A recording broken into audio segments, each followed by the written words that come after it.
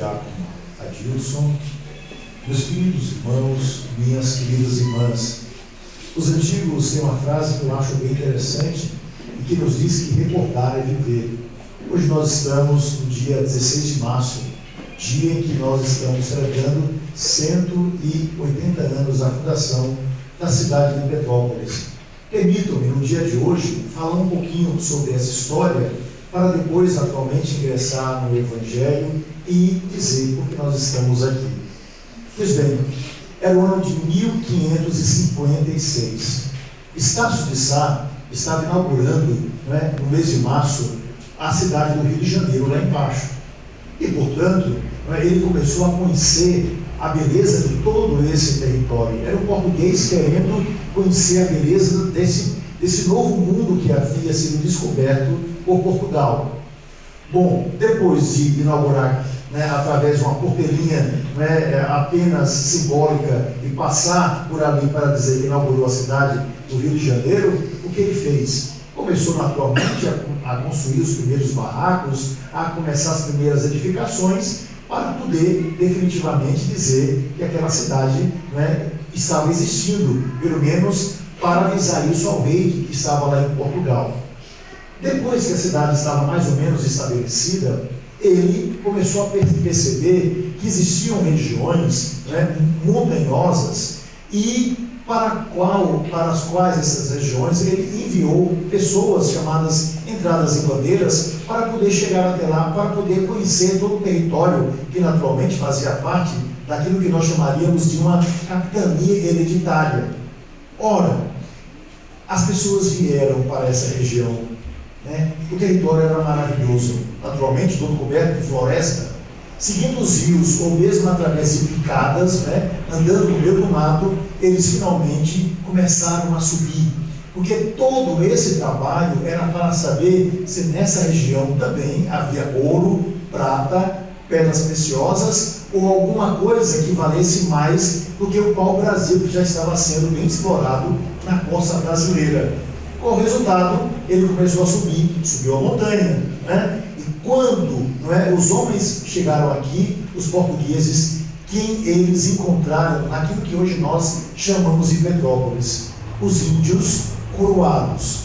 Eram os índios tupinambás, que eram chamados de coroados, porque utilizavam uma coisa mais ou menos como essa mídia que eu estou usando na minha cabeça, só que cheia de penas. E eram chamados de coroados porque tinham essas penas como uma espécie de coroa. Foi esse nome que os portugueses deram aos índios coroados. Pois bem, alguns ficaram por aqui, outros, não querendo contato com os portugueses, cada vez mais ingressaram para o centro do que hoje nós chamamos Estado do Rio de Janeiro e foram se estabelecer depois na região de Juiz de Fora e de outros lugares, ingressando no estado de Minas Gerais para se livrar dos homens brancos. E os brancos foram se estabelecendo por aqui. O tempo passou, mais ou menos uns 200 anos, e chegou aqui um português da família Goulão. Esse era o nome e o sobrenome da família. Aquele homem português também, Manuel Goulão, o que é que ele faz? Ele se estabelece no rio da cidade. Quem desce a BR-040 em direção a Itaipava vê rio da cidade. Ali ele estabelece um sítio. E por ser um homem profundamente religioso, esse Manuel Goulão, o que faz? Ele constrói uma pequena capela, pede licença ao rei para construir essa capela e começa aqui uma devoção à Nossa Senhora do Amor de Deus, que tempos depois, quando sua filha se casa e vai para a região de Correias, que é uma das regiões mais antigas aqui da nossa cidade, vai fazer ali uma capela e os pais chamavam Nossa Senhora do Amor de Deus, eles vão rebatizar essa mesma imagem chamada de Nossa Senhora do Amor Divino, que é a padroeira da nossa diocese. Tudo nasce a partir dali. Pois bem, a cidade vai crescendo. E é bonito perceber que logo depois, vamos um pouquinho mais adiante, mais ou menos uns 100 anos depois, em 1831 aproximadamente, Dom Pedro II passou por aqui. E ele ficou encantado com essa região. E qual era o motivo? Ele tinha uma filha que não conseguia respirar direito. E por causa disso, nada melhor do que as regiões frias para ajudar. Petrópolis, na verdade, era muito mais fria do que é hoje. Pois bem, ele queria comprar o terreno onde vivia o padre Correia, que era o padre da época. O padre Correia havia morrido, a sua irmã estava ali, onde até hoje está uma capela, ali em Correias, e ele queria comprar ali, onde está o colégio Padre Correia. Mas a irmã não quis vender. Resultado, ele foi obrigado a subir um pouquinho mais, e finalmente comprou aquilo que nós chamamos fazenda do Córrego Seco, e depois passou a ser chamada fazenda, esqueci o nome, mas vai botar já, Então, Fazenda da Concórdia, certo? Comprou a fazenda, transformou isso em nome de Fazenda da Concórdia. E logo ele esperava construir um palácio, mas houve a independência do Brasil. Dom Pedro I teve que ir embora, porque teve que defender a coroa da sua filha lá em Portugal, através de uma briga que ele teve com o seu irmão, Dom Miguel, foi embora e deixou aqui, muito pequenininho, o seu filho, Dom Pedro II. Pois bem, Dom Pedro II, ao contrário do seu pai, não gostava muito do Rio de Janeiro. Por quê? Porque ele sofria terrivelmente com o calor do Rio de Janeiro. E olha que o calor daquela época é menor do que o calor de hoje, certo? Mas ele não suportava aquilo. Então, todas as vezes que ele passava por essa região, ele ficava encantado com o frio de Petrópolis. Por causa disso, no dia 16 de março de 1843, ele finalmente pega a Fazenda da Concórdia, divide em lotes, principalmente pelos vales, e vai mandar fazer uma cidade. E essa cidade vai ser desenhada, vocês sabem, por Friedrich Keller, que tem aquela Avenida Keller que nós conhecemos bastante. É ele que vai desenhar toda a cidade. E no tratado chamado 155 da fundação de Petrópolis, 16 de março de 1843, foram necessárias 4 coisas que aparecem naquele decreto. Em primeiro lugar, construa um palácio para mim e para a minha família. Em segundo lugar, construa uma igreja dedicada a meu santo de devoção, São Pedro de Alcântara. Em terceiro lugar, construa um cemitério, porque homens e mulheres aqui vão morrer. E em quarto lugar, divida todo o terreno para que as pessoas que quiserem comprem e construam aqui suas casas. Nascia assim Petrópolis. Mas tem algo interessante aqui na nossa cidade. O que é que existe aqui em Petrópolis de tão interessante? Ao invés de pegar a mão de obra escrava, ele faz algo totalmente diferente. E era um jovem de 18 anos de idade. Chama os alemães que estavam passando muitas dificuldades na Alemanha. Foi mesmo, porque lá estava em guerra. Então eles vêm. Depois chegam naturalmente, os italianos e depois outros povos. É bonito perceber que Petrópolis encontrou lugar para os negros que moravam lá no Rio de Janeiro e que sabiam que aqui eles iam ter liberdade. Afinal de contas, surgiram aqui na região muito próxima, principalmente na região de Itaipava, guetos, e que depois vão se transformar em lugares próprios, onde os negros, alguns fugitivos do Rio de Janeiro, outros já libertos, podiam conviver distante de tudo e de todos, para que assim eles pudessem gozar dessa liberdade. Mas há algo muito interessante nessa história. Na Praça da Liberdade, confluência de 4 ruas, sem contar o canal, ali, negros libertos vindos do Rio de Janeiro, ou mesmo aqui na cidade de Petrópolis, se reuniam para vender quitutes. Quitutes são bolos, bolachas e outras comidas para os brancos que aqui habitavam, para que assim, com aquele dinheiro, eles pudessem comprar a liberdade dos seus irmãos. E uma das coisas bonitas aqui em Petrópolis é que aqueles que trabalharam na construção da nossa cidade, sejam eles brancos, sejam eles negros, eles eram homens livres. A nossa cidade, portanto, nasceu com essa alegria desses homens livres. E de homens livres que não queriam apenas ser livres, mas queriam arrumar dinheiro para comprar a liberdade dos outros. E, inclusive, todos aqueles que eram empregados da família imperial, por causa da princesa Isabel, que pediu a seu pai, Dom Pedro II, como presente de casamento, né, os negros, né, do palácio fossem todos libertos. Por causa disso, ela construiu aqui também, a sua casa. E é bonito perceber que a catedral, hoje tão bonita, recentemente restaurada, que devia ficar voltada para o palácio de Dom Pedro II, por causa da piedade da princesa Isabel, ela mandou virar a catedral, que hoje está diante do canal, né, ali na Avenida Keller, e construiu a sua casa, que fica no lado direito da catedral, né, para quem olha da porta da catedral para fora, né, ali ficou rosa, e todos vocês sabem onde ficam. Pois bem, por que eu estou falando sobre essa história, né, que vocês certamente conhecem bastante, né, tanto quanto eu? Não sou daqui, sou sergipano de Aracaju, sou nordestino, fui acolhido por essa cidade. 10 anos me prendem, né, esse amor que tenho por Petrópolis, pelo seu povo, por aqueles que aqui habitam.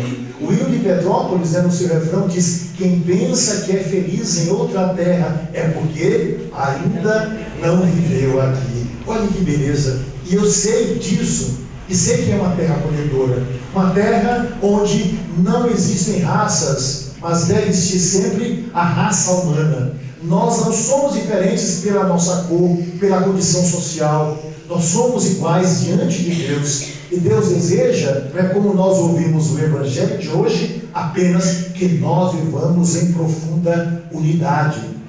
O reino dividido contra si mesmo se autodestrói. O que é que Deus pede da comunidade cristã, né? Que ela permaneça cada vez mais unida. Que não haja diferença entre as pessoas, que a casa de Deus seja dignamente preparada para ser casa de todos, porque é casa do Senhor. Que nessa mesa, nesse altar, aconteça a beleza de um pão que é repartido. Aqui ninguém diz: eu tenho direito a 2 hóstias. Aqui ninguém diz: eu quero esse cálice para mim. Aqui ninguém diz: eu vou cuidar daqui. É tudo nosso. Olha quanta beleza, quanta dignidade na casa de Deus. Ou seja, essa mesa e esse lugar mostra como nós devemos viver. E a fundação dessa cidade deve nos mostrar exatamente aquilo que Jesus nos mostrou no dia de hoje, mas ao mesmo tempo nos mostra aquilo que não pode acontecer. Vamos, portanto, ao Evangelho. Meus irmãos e minhas irmãs, Jesus está em Cafarnaum. Ele havia saído de Nazaré e foi morar ali bem pertinho, alguns quilômetros, né, de Nazaré. Ele foi morar em Cafarnaum. Isso fica no norte de Israel. Ali tinha um lago maravilhoso chamado Lago de Cafarnaum, o Lago de Genezaré, né, o Lago da Galileia. Um negócio maravilhoso. E foi ali que Jesus fez os primeiros milagres. Jesus já estava bem adiantado, né, no seu trabalho pastoral. Tinha mais ou menos uns 32 anos de idade quando esse fato aconteceu. E que fato aconteceu? Um homem mudo, né, não conseguia naturalmente se comunicar. Jesus passou, viu aquele homem. Ele sabia que aquilo seria um sinal de uma vida nova na vida daquele homem que não falava nada. Não era só curar uma gaguice, não era só curar uma mudez, não era só dar àquele homem a possibilidade de ouvir alguma coisa, era a possibilidade de falar a palavra, de glorificar a Deus. Era a possibilidade de se comunicar com os seus irmãos sem dependência. Era a possibilidade de ouvir a palavra, que estava diante dele, saída dos lábios de Jesus. Jesus o cura. Eis a grande graça, eis a grande beleza realizada na vida daquele homem. Mas, enquanto a multidão glorifica a Deus, enquanto a multidão diz: louvado seja Deus, porque o Messias está em nosso meio, havia uma turminha do contra. Isso é terrível. E que turminha do contra é essa? É essa que aparece aí, formada pelos fariseus, que começam a reclamar de Jesus. E como não tinham o que dizer, o que é que dizem? Diz que Jesus expulsava o demônio que estava naquela pessoa, porque ele, de algum modo, era o rei dos demônios. Imagine que coisa terrível, chamar Deus de demônio, negar a obra de Deus. O que é que aquelas pessoas iriam fazer na sua vida, ao longo da sua existência? Glorificar a Deus. É triste quando a gente constrói alguma coisa e alguém diz: não gostei. É triste quando alguma coisa é feita e alguém se entristece pelo bem que aconteceu na vida do outro. Há sempre aqueles que se entristecem pelo crescimento do outro. Isso se chama inveja, e nós sabemos o que é inveja. Então, eles estavam com inveja de Jesus. Eles estavam com ciúme de Jesus. Eles estavam insatisfeitos porque eles imaginavam que Jesus ia roubar, não é, aquilo que eles imaginavam que tinham de direito. E por causa disso, viviam uma profunda tristeza pelos milagres que Jesus fazia. Qual o resultado? Pediram tanto que um dia Deus enviasse o Messias, e na hora que o Messias chegou, eles não acolheram o Messias. Queriam tanto a presença de Deus em seu meio, na hora que Deus fez o seu bem, eles se entristeceram. É aquele mesmo, né, que busca muito uma coisa e depois se arrepende de ter buscado. Alguém que buscou muito uma profissão e depois diz, eu não gostei disso. Alguém que lutou, né, enormemente para realizar o grande sonho do amor da sua vida e depois disse, não gosto mais. Ou principalmente alguém que faz questão de destruir a obra que o outro fez. Meus irmãos e minhas irmãs, não era Jesus que estava possuído de um espírito maligno, mas aquelas pessoas que tinham um coração maligno. Não era Jesus, não é, que curando o outro podia trazer algum mal para aquela sociedade. Ele não queria outra coisa senão que todos vivessem como irmãos, que a cura chegasse a todos, que o alimento chegasse a todos, que as cidades fossem lugares, né, de convivência e de fraternidade entre toda a população. Mas há sempre aqueles que querem destruir o que os outros fizeram. Não era Jesus que tinha problemas, mas aquelas pessoas que, cheias de ciúmes e com a língua maior do que a língua de uma cobra, não é, realmente viviam, não é, aquele olhar péssimo, porque o olhar daquelas pessoas era um olhar de porco. Eu digo sempre isso, né? Quem tem olho de porco só vê o que? Lama. O olhar daquelas pessoas era um olhar, né, de urubu. Quem tem olho de urubu só vê carniça. O olhar daquelas pessoas era um olhar de hiena. Quem é hiena só vê o resto dos outros. Isso é triste. Jesus, ao contrário, né, mostrava um olho de Deus, que é um olhar de amor e de misericórdia, que presta atenção no outro, que vê novas possibilidades, que cura e coloca no caminho para que aquele homem pudesse viver uma vida nova. A escolha é nossa. Que olhar nós devemos ter para a nossa realidade? E mesmo, eu digo, para a nossa cidade, como é que nós construiremos o novo? Dificuldades imensas nós passamos e sabemos disso, mas temos que estar unidos para viver essa nova realidade.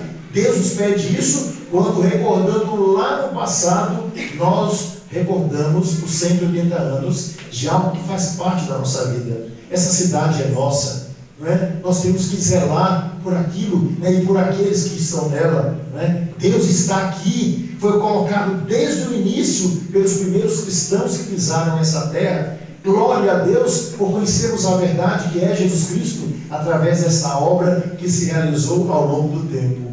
Assim, meus irmãos e minhas irmãs, nós queremos construir família. E é por isso que essa comunidade, abençoada e totalmente envolvida pela Trindade Santa, também escolheu, talvez para ficar um pouquinho mais próximo, mais fácil, a figura de São José, que é uma figura tão bonita, não é? Um pai de família, um homem que realizou tudo o que tinha que realizar, não é? Uma pessoa que entrou no Novo Testamento sem dizer uma palavra e saiu sem pronunciar uma frase sequer. É apenas um homem da obediência.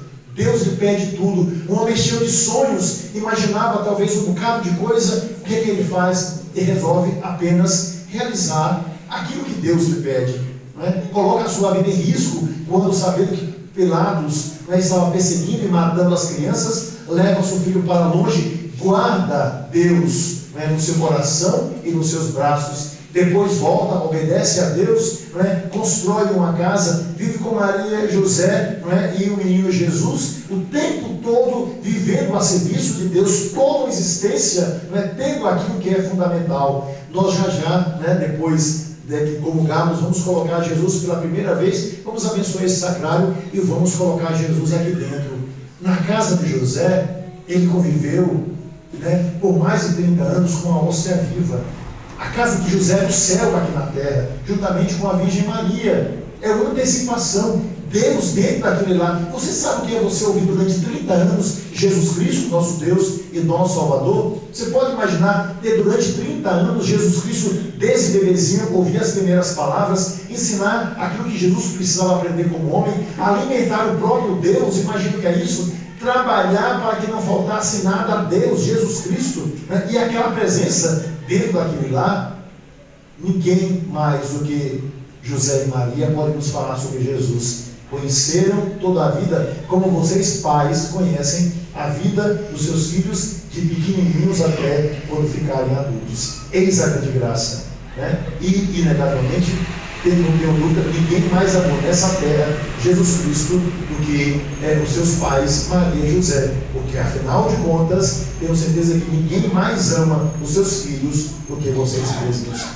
Que a gente viva essa grande alegria de saber que a Trindade vem sobre nós, que a gente viva a alegria dos milagres de Deus em nossa vida e que a gente tenha no exemplo de São José, né, esse coração paternal que o tempo todo nos diz: abracem Jesus, alimentem-se do Senhor, vivam para Ele, né? É meu filho adotivo, mas é meu filho que Deus me deu pelo coração.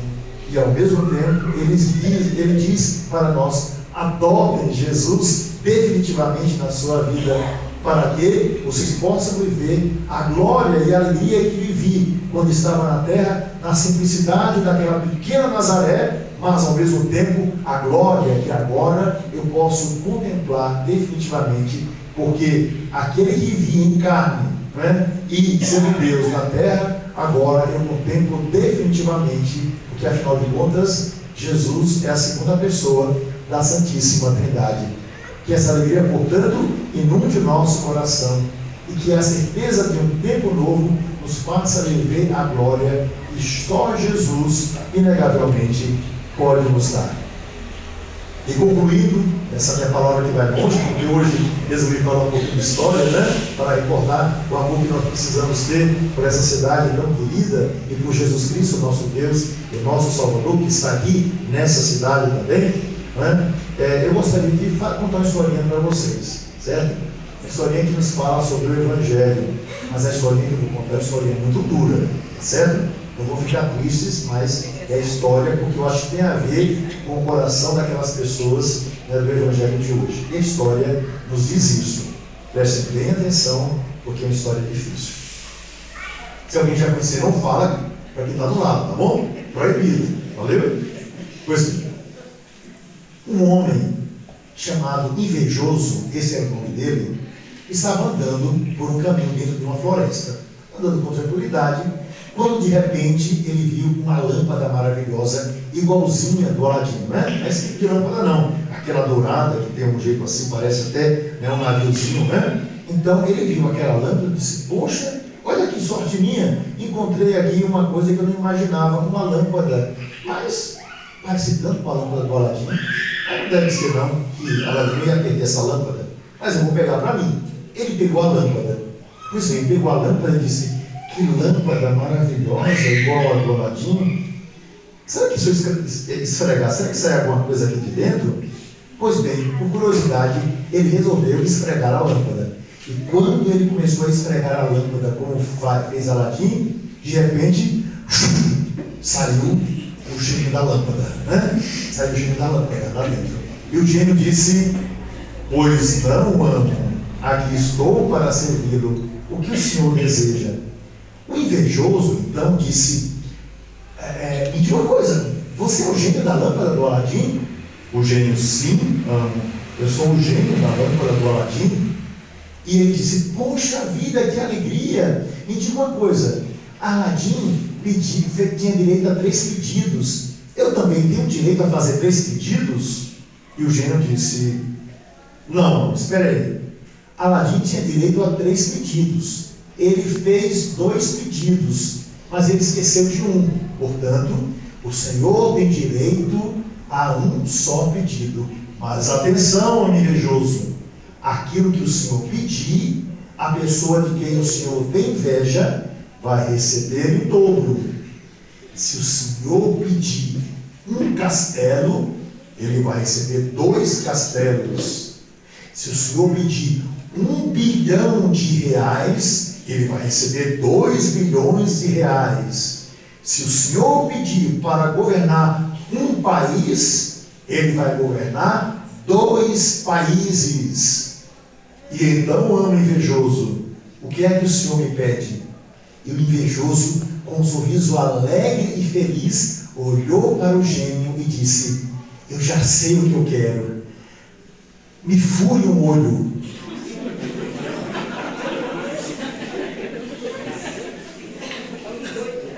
Vocês entenderam a história? Quem não entendeu, levante a mão. Ou seja, o invejoso pediu para furar um olho, para que aquela pessoa que tem inveja tivesse os 2 olhos furados. O invejoso é aquele que prefere se prejudicar para poder prejudicar os outros. O Evangelho de hoje nos fala exatamente sobre esses invejosos que queria fazer o quê? Acabar com Jesus, apenas isso. E por causa disso, eles não viam que eles mesmos iam sair prejudicados, porque perderam a oportunidade de conhecer o Filho de Deus e viver com Ele, de ter Deus ao seu lado, né? E quem não tem Deus ao seu lado, tem um cão ao seu lado, né? E olha que não é esse cãozinho não, né? É aquele, né, que a gente chama de fedorento. Portanto, meus irmãos e minhas irmãs, que alegria de uma vida nova nos faça, vivendo em Deus, viver também em favor dos nossos irmãos, estando com Deus, ao mesmo tempo, não é, a exemplo de São José, não é, passar esse Deus para todas as pessoas. Com isso, Deus nos cura o nosso coração, a nossa vida, para que nós sejamos homens novos, vivendo da paz e do bem, cobertos pela Trindade Santa, inegavelmente pela intercessão de São José e da Virgem Maria.